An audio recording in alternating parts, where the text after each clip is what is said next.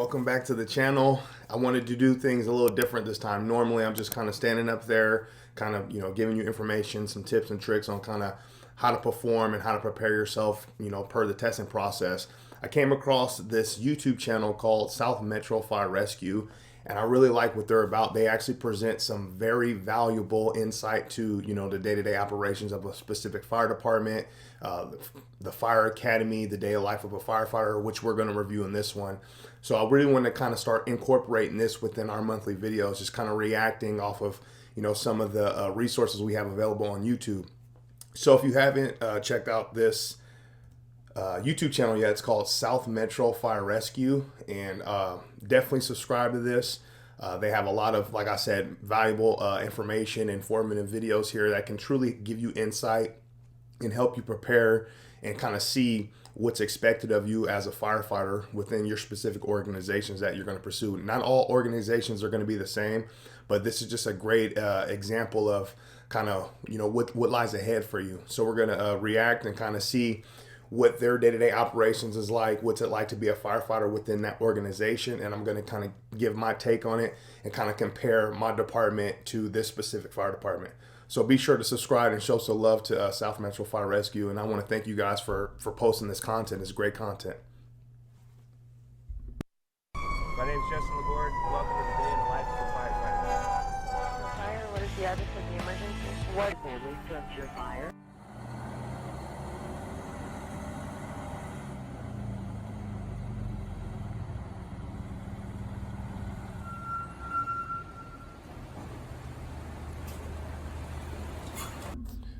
So real quick, right now, that's unique to me. For my specific fire department, all our stations were pulled through. We never backed into our fire stations. So seeing them, and I know New York does the same thing. They have a lot of stations that they actually back into. So ours, we did everything in our power to not ever have to really back up because it was like a big safety hazard. So it's kind of unique to see this department kind of doing the reversing into the station thing. And depending on the department you pursue, it could be, you might have pull through department stations, or you might have to actually do what this department does and kind of back into all your fire stations. So welcome to day 2, station 12. This is our ladder. We just got back from a run this morning, diabetic wake up. So day 2 is a little bit different than day 1 because we worked that 48-hour shift. So usually day 1, I come through, I'm checking the rig, making sure that we have all our equipment, and then I know it's there for day 2. So I line up all my stuff, put my bunker gear in here, then I'll jump up. We have our packs in the seat here. So I generally pull my pack down. This is after I've got everything connected, ready to go. I'm gonna check my air. So you can see here, I'm gonna check my level, and then I take my mask, check and make sure that my lights work. Put my mask on.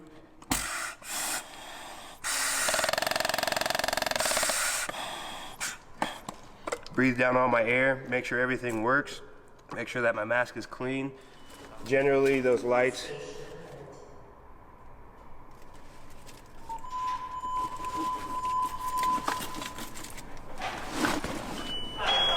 there we go. So this is a perfect example of what it truly is day to day for a firefighter. When we get there, you put your PAR tag on the dash of your engine company or the company that you're working for that day. Input your number to the CAS system. Make sure that your accountability part of it's checked off. Obviously, you're having your firefighter PPE, your turnouts, all the gear you need. Obviously, he's checking his SCBA and his mask, making sure that he has a full tank, full air tank, and that he has a great seal with his mask and it's functioning properly. And the perfect example is like, as he's doing these things, they already get kicked out to a call. And that's just the reality of kind of what we do as firefighters. No matter what you're doing, using the bathroom, eating food, having a conversation with the crew, doesn't matter. Once those tones go off and the call comes, you guys got to stop what you're doing, safely get to the unit, to the truck, and then head out to a call. So it's a great example. And earlier he had mentioned he was on day 2.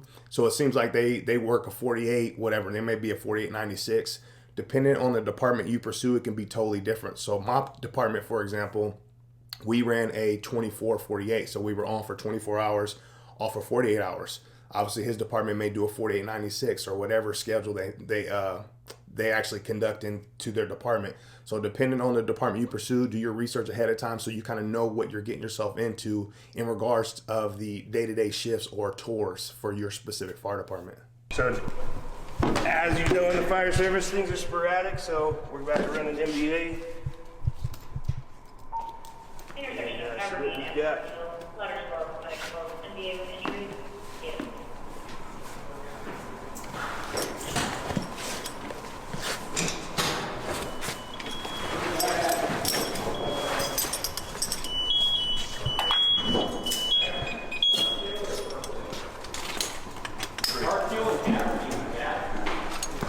No problem.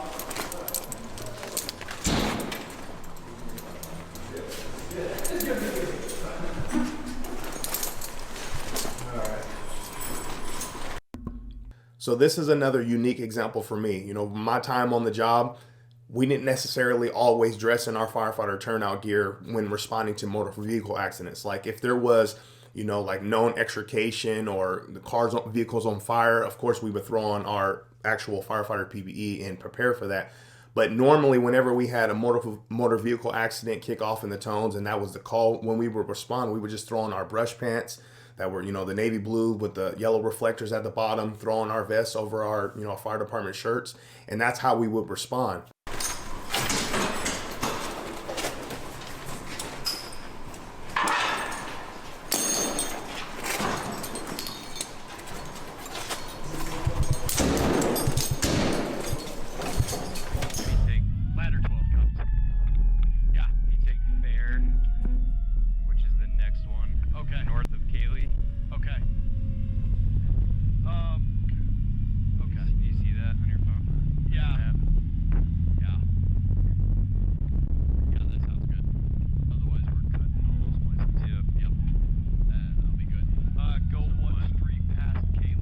Us as new firefighters, he was checking his SBA and his mask originally in the beginning of shifts. So he's sitting facing the back of the engine company or the engine. So that has his air pack on it. So just in case he has to throw it on, he's ready to go. Another reason why he would be sitting in this seat is being one of the newer guys. If you're newer on the job and say you have, you know, a 5-man crew, you being the newer member, you're going to be sitting in that seat while, you know, you have your senior members in the back seats facing, you know, the front, and then you have like your engine or your captain or whatever, you know, ranking system you guys have. So it's kind of cool that they kind of threw that in this scene in, so you can kind of see, you know, how you would be responding, you know, as a new firefighter. And, you know, say you were to have to throw on your, you know, your SBA and your mask and stuff, you'll already be in your jump seat ready to go. Ladder 12. Ladder 12, medic 12, run. We have 2 cars minor damage. We'll be out investigating.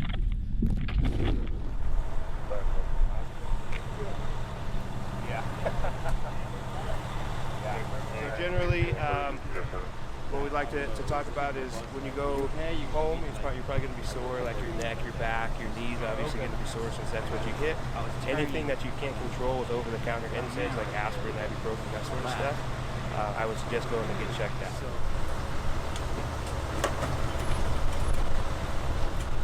Yep, you're clear. So we were just headed into the store and going to get some food for breakfast and had another run.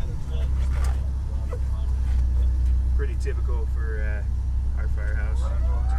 Try to do something and then you get a call for a run for something else. So this is another great example of how valuable this video is, because it truly gives you direct insight of what it truly is to be a firefighter on a day-to-day operation. So looking at this, he was talking about they were getting ready to go buy some food so they can prepare breakfast at the station with the crew.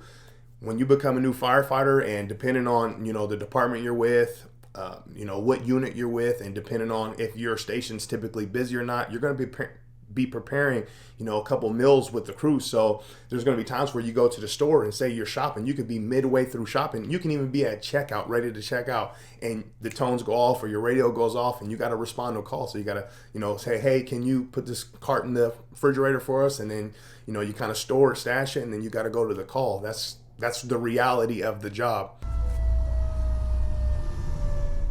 So we go to medical calls in case it's really critical manpower.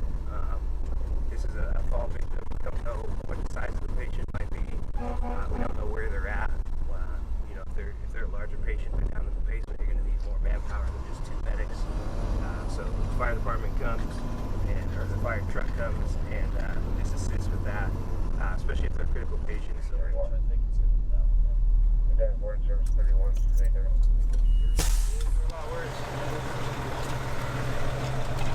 I'd be yelling way more than you.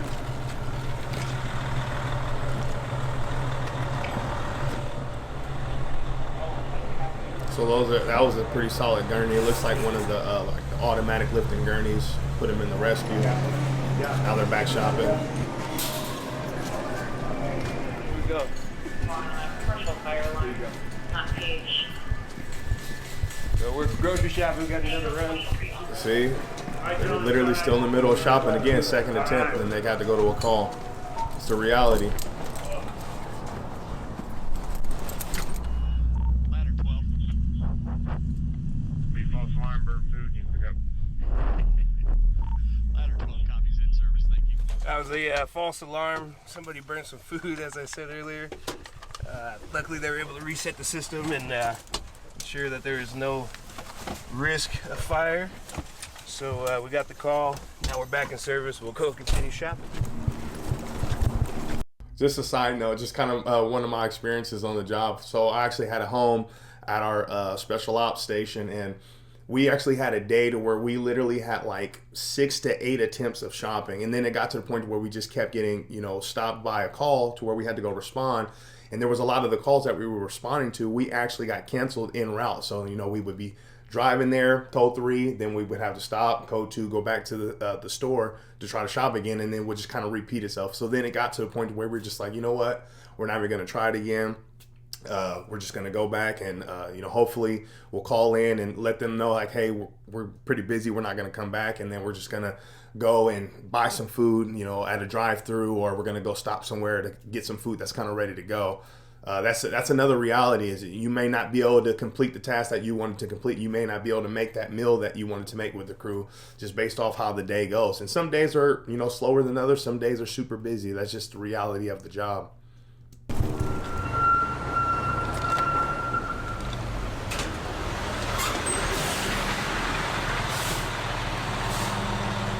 Cooking as a firefighter, that's a big part of what we do.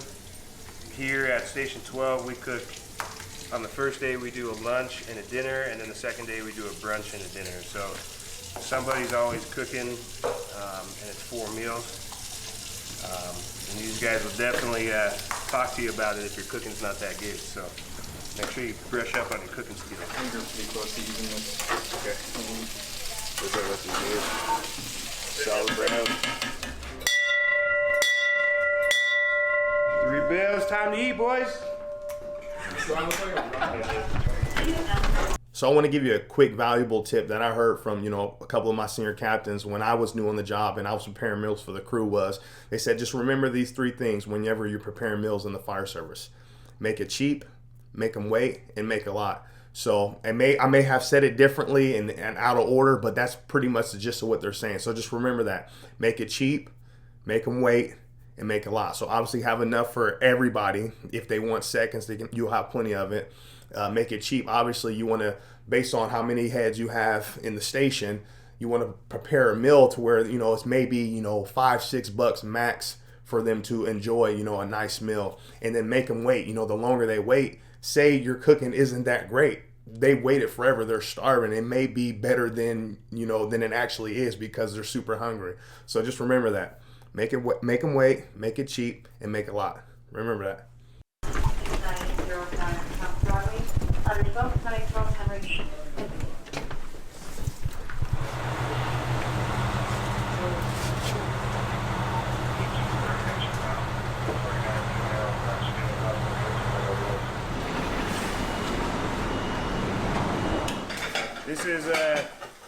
This is dishes time since our dishwasher is broke, so you gotta be good at washing dishes. One of the daily station chores. Here, I'll feed it to little board while he's doing dishes. You being the newer member, you're going to be the one heading it, just like this gentleman is. You're going to be the one doing it. No, dude, I'm good, man. We're almost done. We got a couple more. So. We'll be good. Appreciate it though. Let me get over here and the solid members in your department, even the super senior guys, the people that are humble and that are truly for, your well-being and your enjoyment, they're obviously gonna, let you do a majority of the work because that's just a rite of passage being the newer member, but they're gonna be there to support you and help you. They're gonna be there and they're washing dishes with you to help you. You kind of play the game when I'm like, no, I got it. Do it a couple times, but then if they, if they're persistent and consistent about, wanting to help, be cool with them helping and just kind of pay it forward somewhere down the line with something else. try it for you. All right, cool. Thank you. This logo here is pretty cool for us. It's a prideful thing in the fact that like every station is its own. So if you see this, like the Pirates of Broadway or wherever, right? They're on scene, fighting fire, doing whatever. So it's kind of our station pride, and each station has a different logo. Like Engine 11, they're the Main Street Screamers because they have downtown Littleton, and it's Main Street that they run through. So each crew kind of has their own logo that they come up with, and then we have our station pride and we wear them on our shirts, and we have stickers and stuff to give away as well. This truck here at 12, ladder 12, this is named the Black Pearl of Broadway here. So we have our logo up there. You can see we have our coconut and the flag hanging on the inside. So at this station, we obviously have our ladder truck here, but we also run a battalion chief for Battalion 2, and then we run a medic unit on the other side, which you'll see. This is our reserve for the department. It's not our reserve for this station, but it's just a house for it, so we keep it here at the station just in case any of our truck companies go down. They can get on a reserve and it's ready to go. This is the Arapahoe Rescue Patrol room. So yeah, depending on your department and its resources available, you may have specific stations that actually have more than one unit. So for us, we had stations that had a single unit. It was a single engine company. And then we had stations that had, a hazmat unit, a ladder tender, and an engine, while other stations may have had, 2 engines. It's just depending on your specific fire department and their resources and how they kind of disperse and allocate them within your city. With our community risk reduction specialist, so they occupy this side of the building and run all their classes and stuff out of that. Over here, this is our tool room. So for rehabbing tools, or we need to fix something, or fuel something up, paint something, this is where we keep all of that equipment, so we can do our in-house station projects. This is going to be our Cascade System.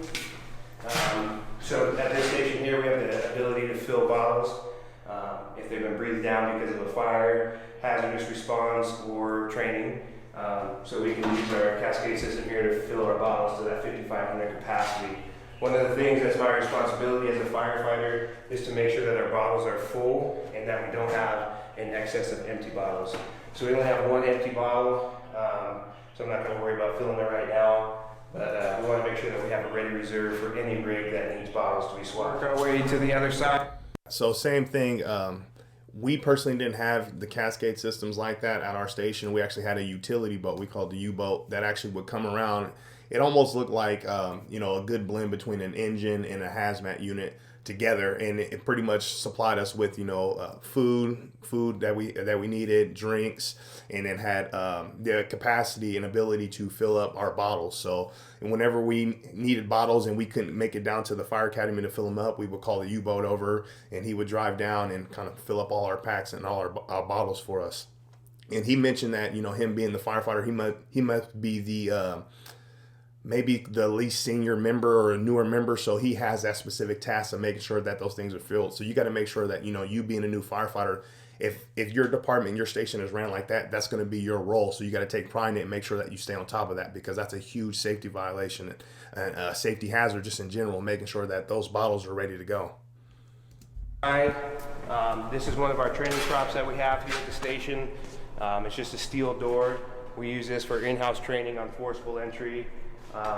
We can close it and put some wood in the back side, and they go right in these slots here, so we can make it more difficult. Thicker wood makes this prop more difficult to open.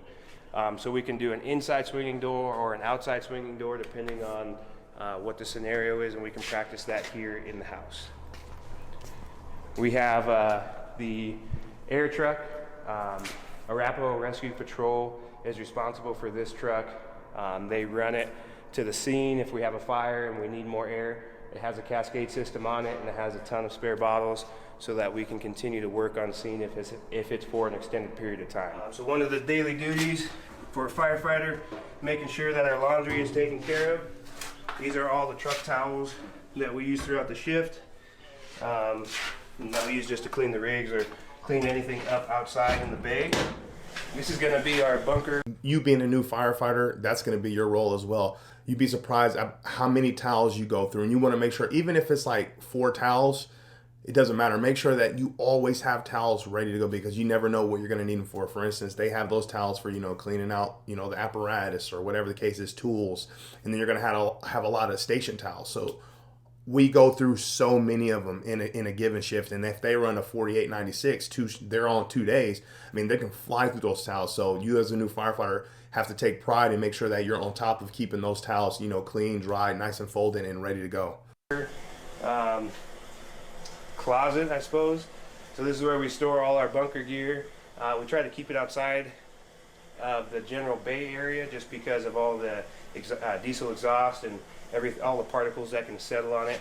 So we try to keep it as secluded as possible, just to ensure that if it's clean gear, it's actually clean gear and not getting contaminated slowly over time. That's one of the cool things about South Metro here, is we're really health conscientious and make sure that we're trying to do our best to prevent cancer or any other diseases that may come from firefighting that we receive from exposure or anything like that. So you being a newer member, getting ready to come into the fire service, whenever you get to that point, you're going to realize that that's a big thing.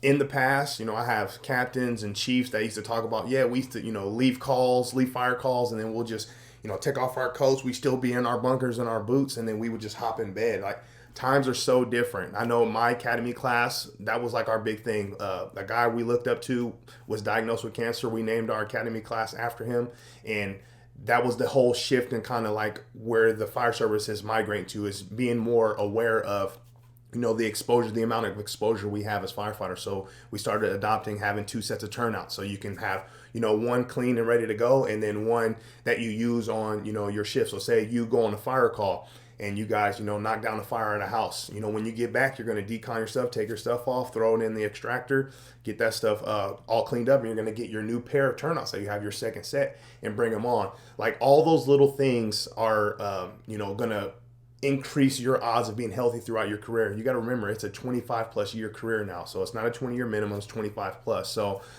that's a lot of time to be exposed to, all the carcinogens on calls, and having stuff set, like how you said, settling on your turnouts, and worse, your hood. If you have a bunch of stuff on your hood, you're putting that on your neck and your face, and it's just no good. So that's something that you really want to be aware of. When you get in there, take pride in any exposures that you have. Make sure you log it in, whether it's your CAD system, or whether you guys do iPads, or if it's pen or paper, whatever it is. All your exposures, make sure that you write all that stuff and you keep track of it, because at the end of the day, if something terrible happens to you on the job and you get diagnosed with something, at least you have a paper trail of your exposure, so it can protect you.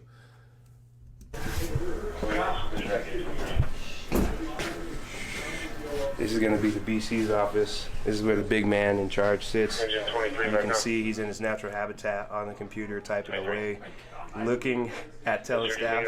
Actually videoing you?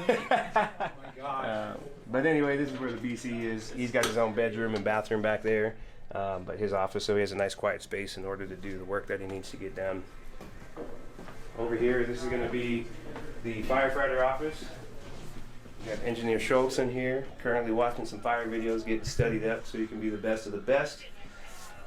So this is where the firefighters and the station officer or the paramedics will come to do their reports, study, do training, anything that needs to be done on the computer. This is where we do it. It'll be our honorary guest, paramedic. So that study room and that computer room, you as a new firefighter, especially depending on the department you work for, are going to spend a lot of time in there, because there's a lot of, like, we called it like a booter book, to where you have, certain standard operating procedures and certain things that you had to accomplish. So like, say, we were talking about, vehicle extrication or safety. You would read through a chapter based on, your standards and protocols, and then you would have, like a quiz or a test at the end of it. So we had like a fat booter book that we had to accomplish, and it was a lot of tests and reading that we had to do, and we spent a lot of our time in there. Just another note, when it comes to those workspaces, make sure that they're always dialed in. There's always ink in the printer. There's always paper ready to go. Everything's nice and clean. There's pens in there, so when your senior members come in and they have stuff they need to do, whether that's, finishing their reports, their patient care reports, or whatever the case is, that it's ready to go for them. And that's part of the rite of passage, you being a new member and humbling yourself and, working hard for your crew. Brandon Howard as a pirate. Somebody had bought this pirate, they brought it to the station, and just used it as a mascot. So it sits here. I can't lie to you, it scares me every time I come downstairs and through the door in the dark. Gets me every time. We'll go upstairs.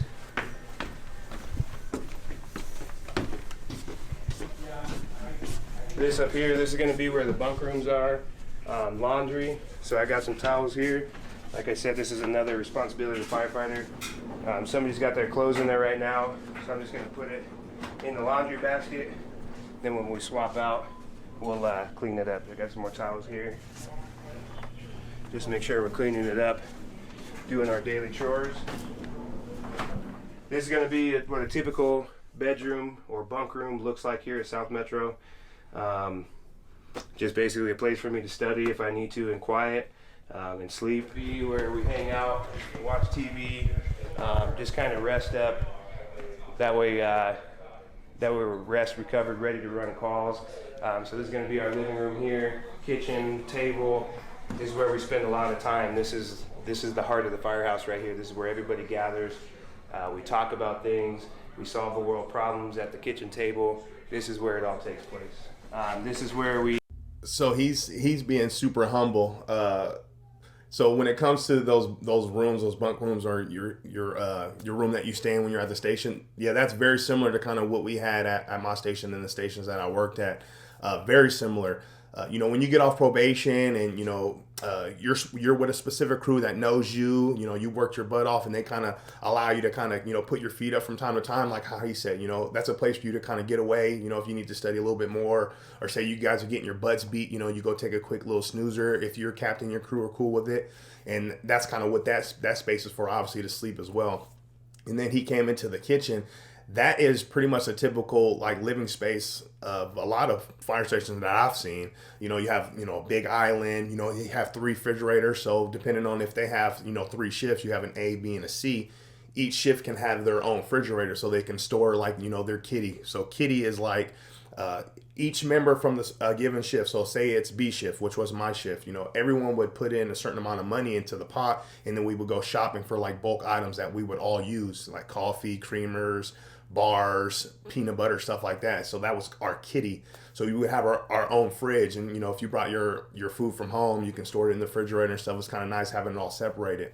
I don't think they showed it, but typically you'll have an industrial gas range stove with a nice exhaust thing. It won't be super nice everywhere, but it looks like this department's pretty dialed in. So that's what you can expect going into a lot of departments, stations out there, in regards of the living space. And to the right, there was recliners, and I'm sure there was a TV there. And that's another place where, the crew can, build camaraderie and, laugh at a TV show or a movie during, night down times, and just relax. They'll say, they're getting their butts kicked. They came back from training and a bunch of calls. They shower down and they just want to hang out. They'll make some food, go kick it on the recliners, and just enjoy a movie. And that's just a reality. I know there's a lot of jokes out there talking about, what are you firefighters going to do? What color is your recliner? As much as we would love to be able to sit and do that, that's really not the reality. There's some times where we're able to do that for the most part. I mean, for my department specifically, we got our butts kicked. And if it wasn't call volume, we were training because we were a specialty unit as well.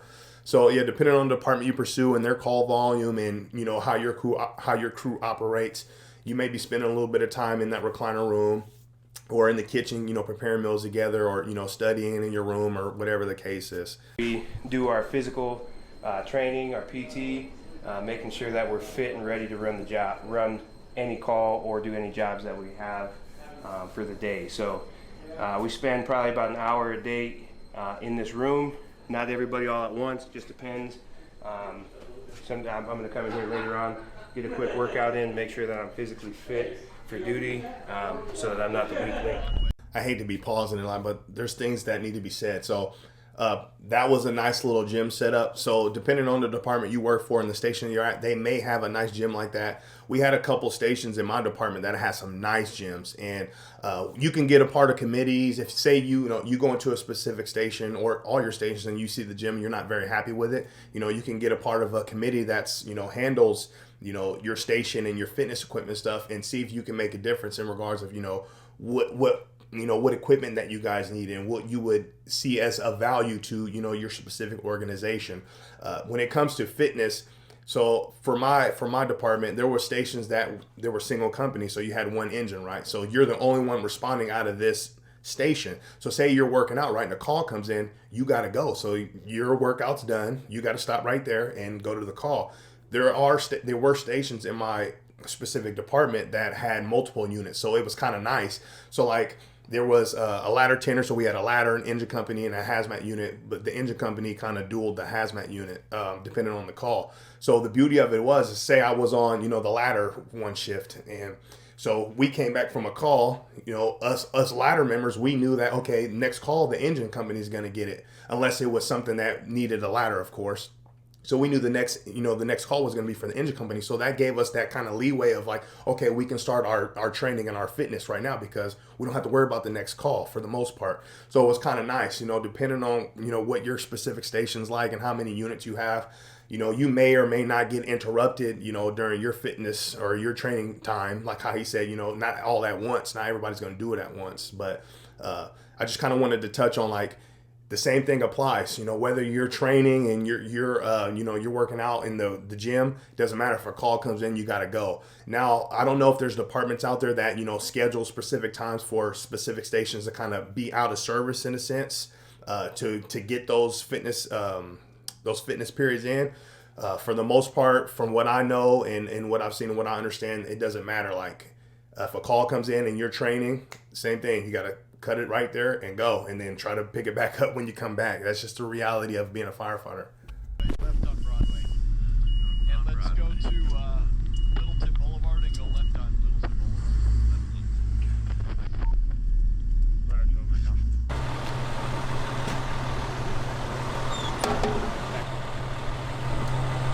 And as you can see, not every call is code 3 lights and sirens. 6 p.m. to 10 p.m.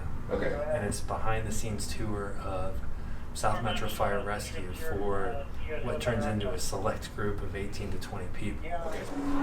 Serial medic response.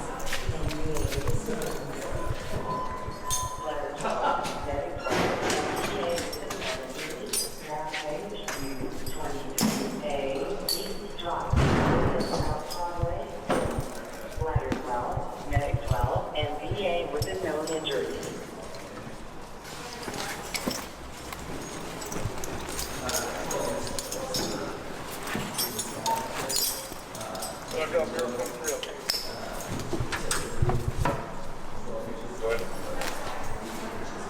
One child complaining of a hurt arm.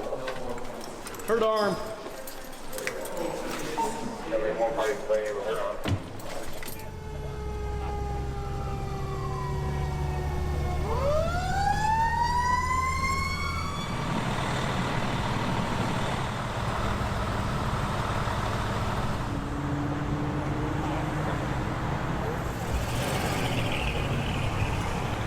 As you can see in the scene, they're utilizing their vehicles, their apparatus to, protect themselves and the patients and protect the scene. If PD's not there, well, PD for the most part would be there, but like even if PD wasn't there right away and you were there first, you would utilize your apparatus to kind of help block and protect you guys while you're assessing the scene and patients. And I get to ride it every day.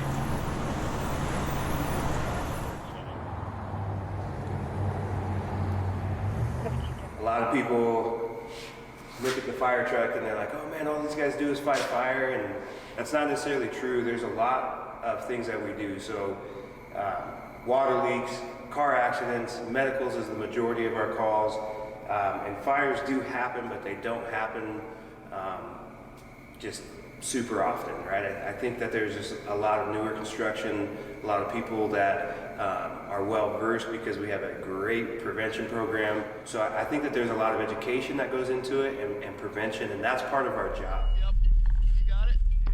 And I've said that before in our past videos, and that's just a reality. A lot of people still think that we truly do. We just fight fire, and it's like it's so in a sense rare. There's some departments and stations that get more fire than others, but in the grand scheme of things, like 90 to 95% of what you do is going to be medical related, non-emergency related, and that's just kind of the reality of the job. So you got to know that and understand that as you're coming in. Just trying to get some dinner here, and sure enough, got another call. Right on the boulevard. You on a line show? Yeah. And we're headed back to the station. Now we got another call, so dinner's still waiting for us. So I'm glad he said that, because that's a reality. There's times where you may have, a stand-up 24, or whether you work a 48, and you guys are honestly just running call after call after call. I mean, that's part of the job. You sign up to do that. He said that, we were just getting ready to try to eat dinner. We got a call. Then that call stopped. And on the way to the station, they got another call. And that's really how it can be. It can piggyback off of one another just like that. So remember in the past videos how I told you guys, you want to do your best to remember why you signed up. Remember what you said in your interview, how you were going to, be a hardworking, humble person and positive for the department. And just do your best to try to stay as positive as you can in this grind of a career, okay? Because that's honestly the ultimate challenge. There's so many salty and negative people out there. Do your best to remember why you do the things you do and why you pursue the career in the first place. Good.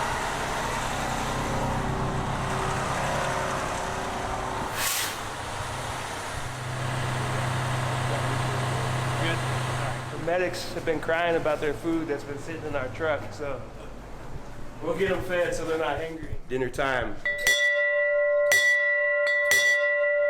I was gonna call at sometime during dinner, so usually we're leaving some food somewhere. We may be in the middle of eating and get a call and then come back and try to finish. All right, so one of the things that we got to do as a firefighter, the work is not all glamorous. We got to clean the toilets and make sure that our station is ready and presentable for the next crew. That's the whole goal.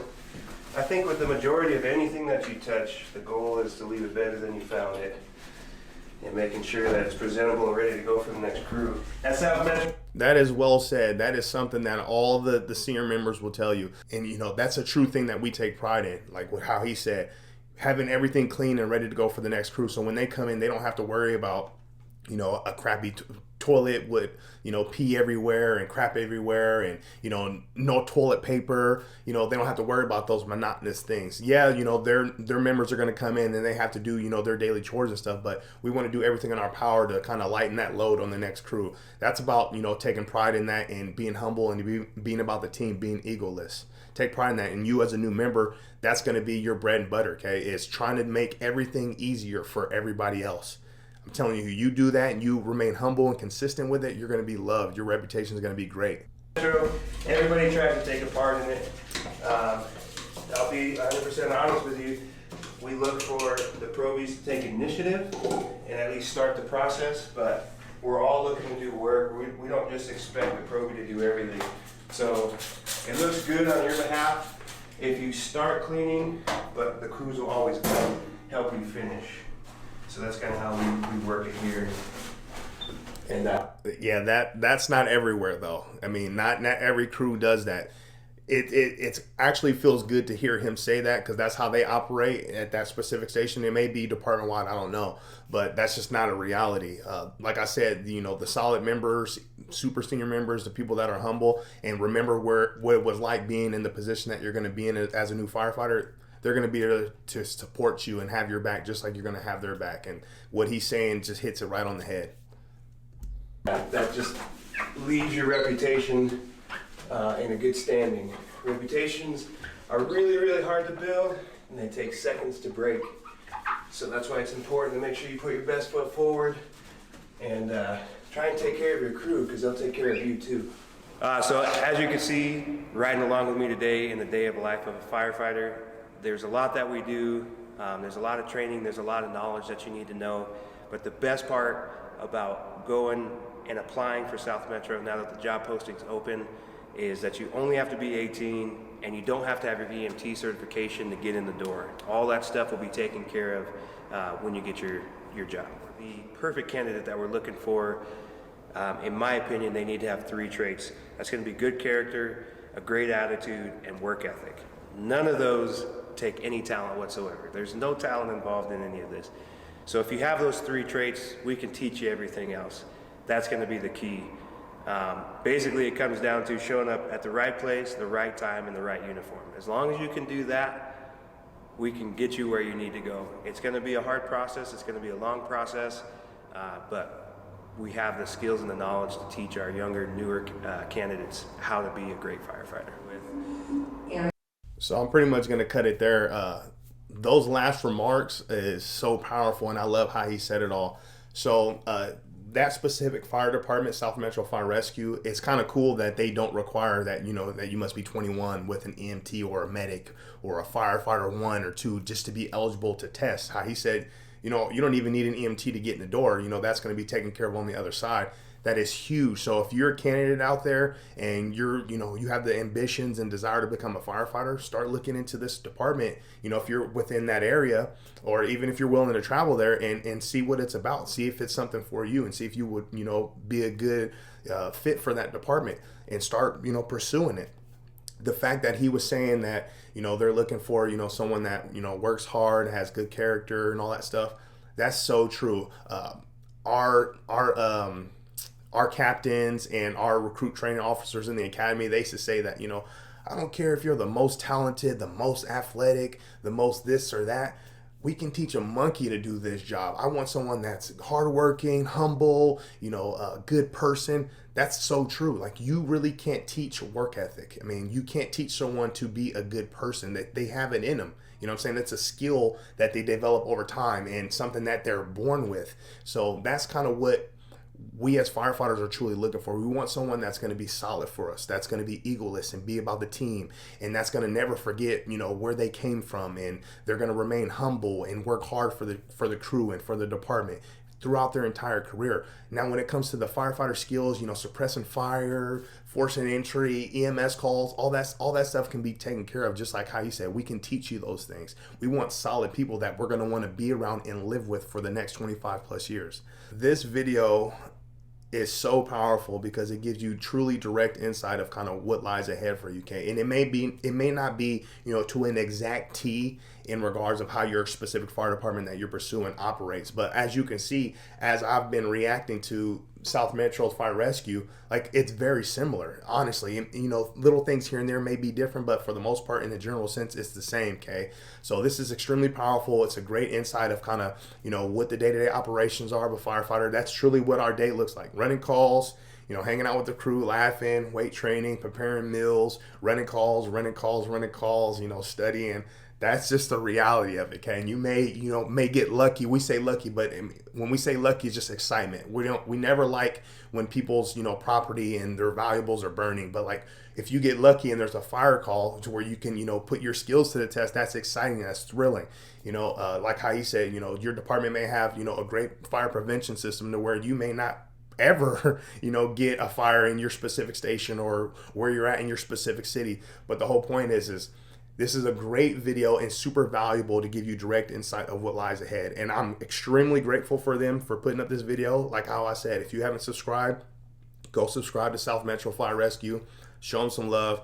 So if you enjoyed me reacting to this video, let me know. I would really like to start implementing some of this into our monthly videos, reacting to fire departments videos out there on YouTube, and kind of give, my comparisons of my experiences and some tips, and kind of, like I said, my personal testimony on kind of being in there and doing the job of a firefighter. I would love to kind of start incorporating some of this.